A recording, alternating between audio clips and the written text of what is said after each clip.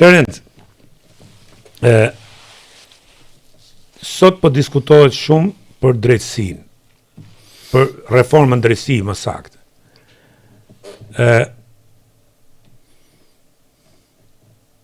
Dhe këtu kemi dy institucione, SPAK-un edhe BKH-n, që janë të krijuar nga ndërkombëtarët.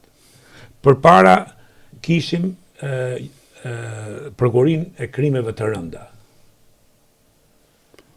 A ishte një dublim krijimi SPAK-ut dhe çfarë bëri SPAK-u ndryshe nga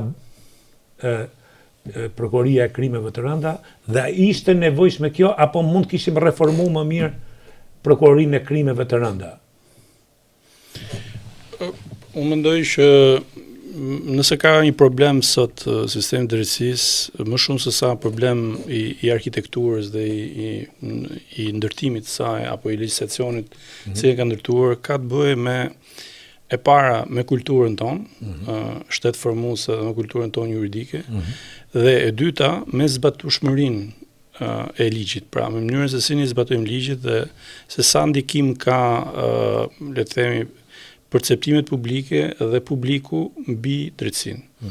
Dhe sa ndikim ka politika mbi drejtësinë. Dhe kur them politika nuk e kam fjalën ke politika e ditës, nuk e kam fjalën ke partitë. Sepse nëse ka një gjë që është arritur, le të themi, në këto vite pas reformës, pra 2016-s, është duket paktën partitë politike nuk kanë ndikim ke drejtësia e re. Por ajo që unë them që politika është pritshmëria e publikut për rezultate, pritshmëria e ndërkombëtarëve për rezultate, pritshmëria e aktorëve politik caktuar për rezultate. Gjitha këto janë presione që në fakt një gjykatër nuk mund të ndikojë në vendimarrjen që e ka.